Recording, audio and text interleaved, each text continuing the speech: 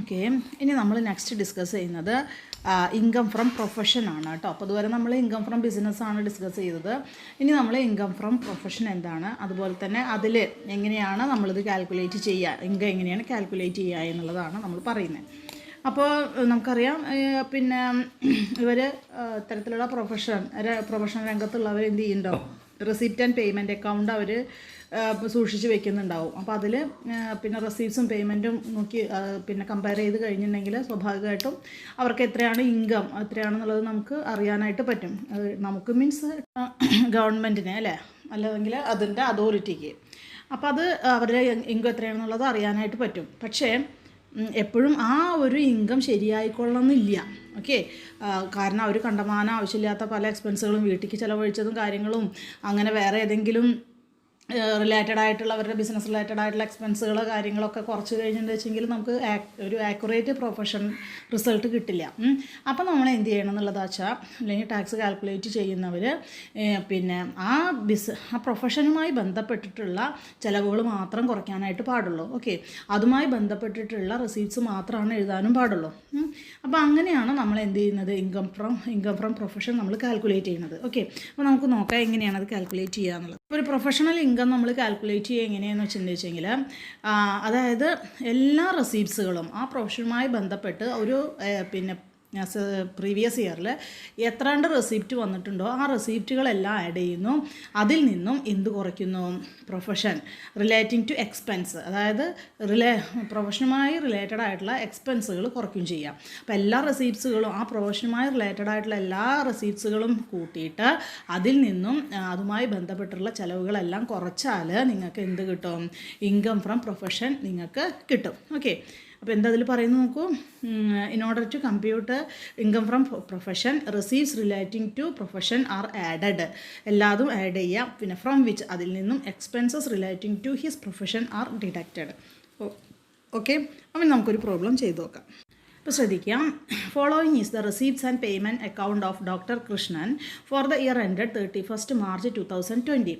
അപ്പോൾ കഴിഞ്ഞ പ്രീവിയസ് ഇയറിൽ ഡോക്ടർ കൃഷ്ണൻ്റെ റെസീപ്റ്റ്സ് ആൻഡ് പേയ്മെൻറ്റിൻ്റെ ഡീറ്റെയിൽസാണ് നിങ്ങൾക്ക് തന്നിട്ടുള്ളത്. അപ്പോൾ അയാൾ ഡോക്ടറാണ്, പ്രൊഫഷനാണ് അല്ലേ, തീർച്ചയായിട്ടും. അപ്പോൾ അയാളുടെ റെസീപ്റ്റ്സ് ആൻഡ് പേയ്മെൻറ്റിൻ്റെ ഡീറ്റെയിൽസാണ് തന്നിരിക്കുന്നത്. അപ്പോൾ നിങ്ങൾ ആ റെസീപ്റ്റ്സ് ആൻഡ് പേയ്മെൻറ്റ് അക്കൗണ്ട് നന്നായിട്ട് നോക്കുക. അതിൽ എക്സ്പെൻസുകൾ ഉണ്ടാവും, ഇൻകം ഉണ്ടാവും. നമ്മൾ ഏത് മാത്രം കൺസിഡർ ചെയ്യുക, ബിസിനസ് റിലേറ്റഡ് ആയിട്ടുള്ള എക്സ്പെൻസുകൾ മാത്രം കൺസിഡർ ചെയ്യുക. അതേപോലെ തന്നെ ബിസിനസ് റിലേറ്റഡ് ആയുള്ള ഇൻകംസ് മാത്രം നമ്മൾ എടുക്കും ചെയ്യാം. ഓക്കെ, അപ്പോൾ അതിൽ നോക്കൂ എന്തൊക്കെയാണ് വരുന്നത്. ബാലൻസ് ബ്രോഡാണെന്ന് വെച്ചിട്ടുണ്ടെങ്കിൽ അത് കഴിഞ്ഞ ഇതിലെ ഓപ്പണിംഗ് ബാലൻസ് ആണ്.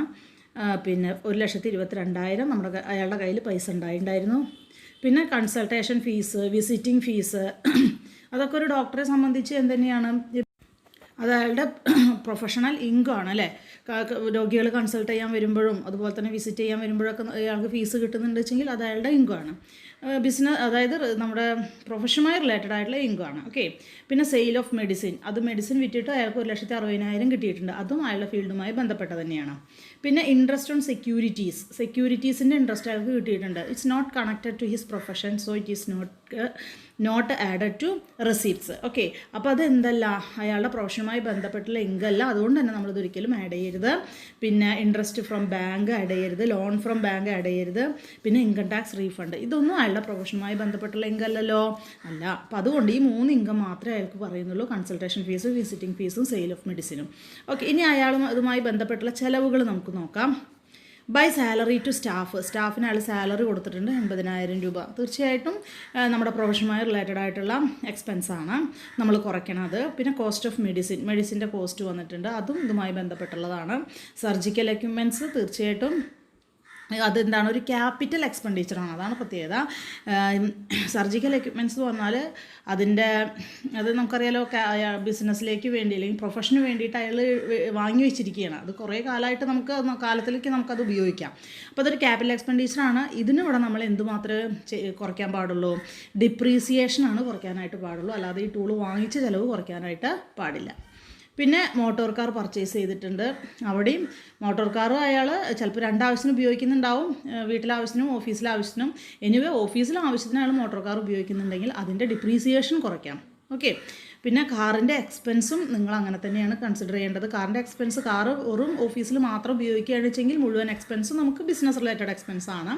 അതല്ല വീട്ടിലും എവിടെയും മാറിയിട്ടാണ് ഉപയോഗിക്കുന്നതെങ്കിൽ നമ്മൾ എന്ത് ചെയ്യണം എന്നുള്ളതാണ്, കാറിൻ്റെ എക്സ്പെൻസ് എത്രയാണോ ആ ഒരു പ്രൊപ്പോർഷനിൽ തന്നെ നമ്മളത് പിന്നെ കുറയ്ക്കണം. ഓക്കെ.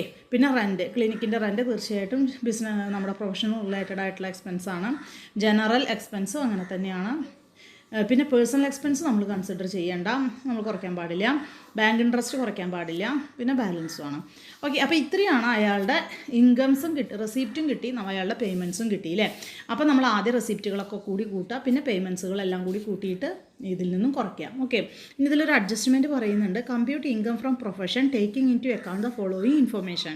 ഇൻകം ഫ്രം പ്രൊഫഷനാണ് നമ്മൾ കാണേണ്ടത്. താഴെ പറയുന്നവ പരിഗണിച്ചുകൊണ്ട് എന്താ അത്, depreciation allowable on car and surgical equipments at 15%. കാറിനും സർജിക്കൽ എക്യുപ്മെൻറ്റ്സിനും ഡിപ്രീസിയേഷൻ അനുവദിക്കുന്നുണ്ട്. അത് എത്രയാണ്? 15% മാത്രമാണ്.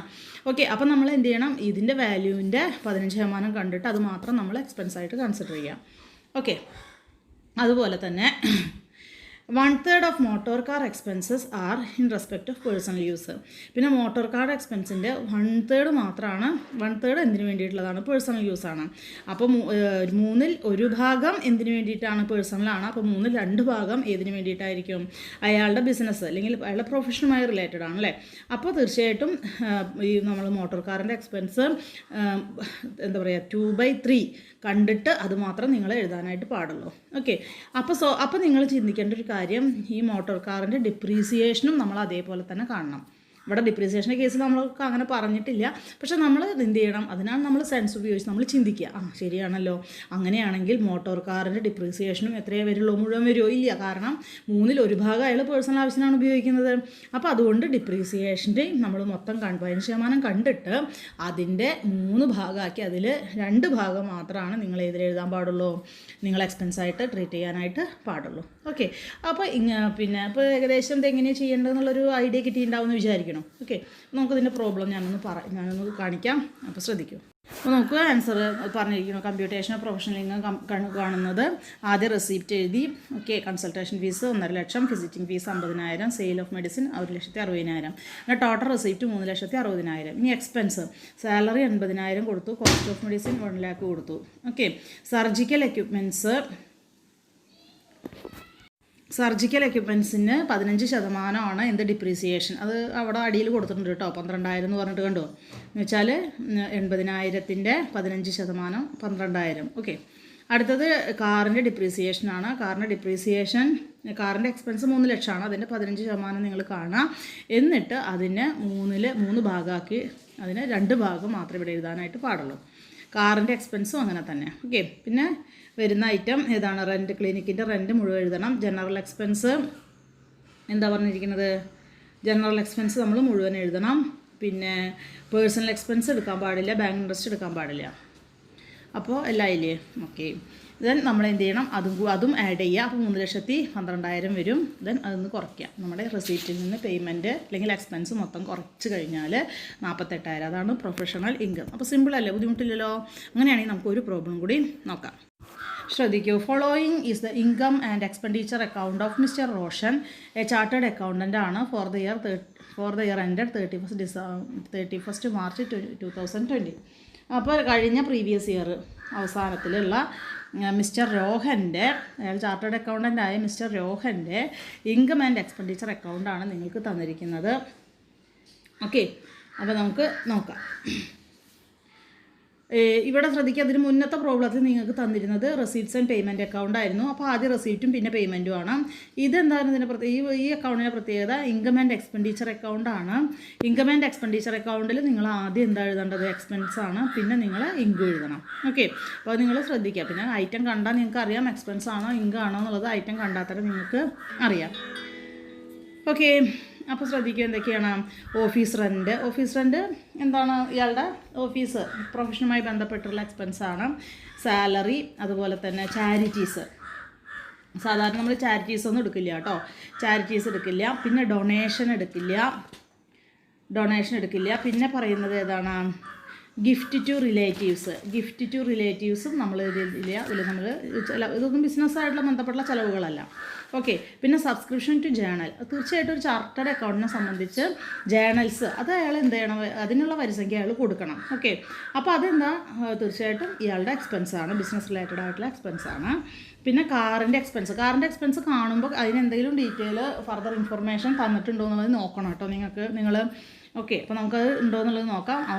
അതല്ലെങ്കിൽ നിങ്ങൾ എന്ത് ചെയ്യണം, അത് പിന്നെ പേഴ്സണൽ യൂസ് അല്ലെങ്കിൽ ഓഫീസ് യൂസായിട്ട് എടുക്കുക. ഓക്കെ. ഇപ്പോൾ എങ്ങനെ എടുക്കണമെന്ന് വെച്ചെങ്കിൽ ജസ്റ്റ് അതിൻ്റെ ഇതിലൊരു അസംഷൻ കൊടുക്കുക. പിന്നെ ഹൗസ് ഹോൾഡ് എക്സ്പെൻസ് എടുക്കില്ല, നെറ്റ് ഇൻകം നമ്മൾ എടുക്കുന്നില്ല.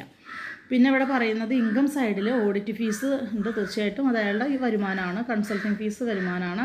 ഇൻട്രസ്റ്റ് ഓൺ ഡെപ്പോസിറ്റ് എടുക്കില്ല, ഡിവിഡൻഡ് എടുക്കില്ല, അക്കൗണ്ടിങ് വർക്ക് എടുക്കും. ഓക്കെ. ഒരു ചാർട്ടേഡ് അക്കൗണ്ടിനെ സംബന്ധിച്ച് അക്കൗണ്ട്സ് വർക്കുകൾ അയാളുടെ ജോലിയുടെ ഭാഗമാണ്. ഓക്കെ. അപ്പോൾ ഇത്രയും റെസിപ്റ്റുമാണ് പറയുന്നത്. ഇനി അഡ്ജസ്റ്റ്മെൻറ്റ് നോക്കുക. 50% of car expenses are related to personal purpose. അപ്പോൾ അതിൽ കാർ എക്സ്പെൻസസ് 20,000 രൂപയാണ്. 10,000 രൂപ മാത്രമാണ് നമ്മൾ എക്സ്പെൻസായിട്ട് കൺസിഡർ ചെയ്യുള്ളൂ.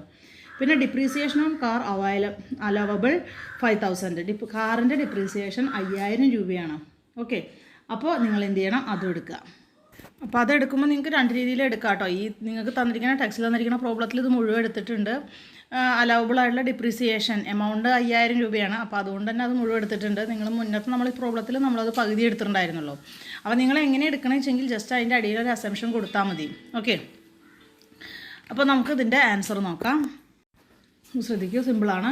അതിൽ റെസീപ്റ്റ്സ്, ഓഡിറ്റ് ഫീസ് ഉണ്ട്, കൺസൾട്ടിങ് ഫീസ് ഉണ്ട്, അക്കൗണ്ടിങ് വർക്ക് ഉണ്ട്. അപ്പോൾ അത് കൂട്ടി കഴിയുമ്പോൾ 7,70,000 കിട്ടും. Payment, office rent, salary, subscription to journal, പിന്നെ കാർ എക്സ്പെൻസ് പകുതി, ഡിപ്രീസിയേഷൻ 5,000.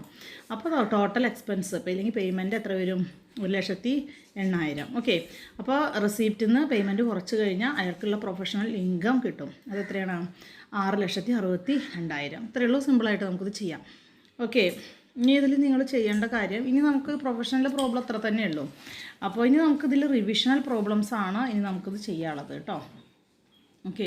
അപ്പോൾ ആ റിവിഷൻ പ്രോബ്ലം കൂടി കഴിഞ്ഞാൽ ഒരു 5-6 നമുക്ക് ചെയ്യാം. 2 ദിവസം കൊണ്ട് അതങ്ങോട്ട് തീർക്കാം. അത് കഴിഞ്ഞാൽ പിന്നെ അടുത്ത ചാപ്റ്റർ. ഓക്കെ.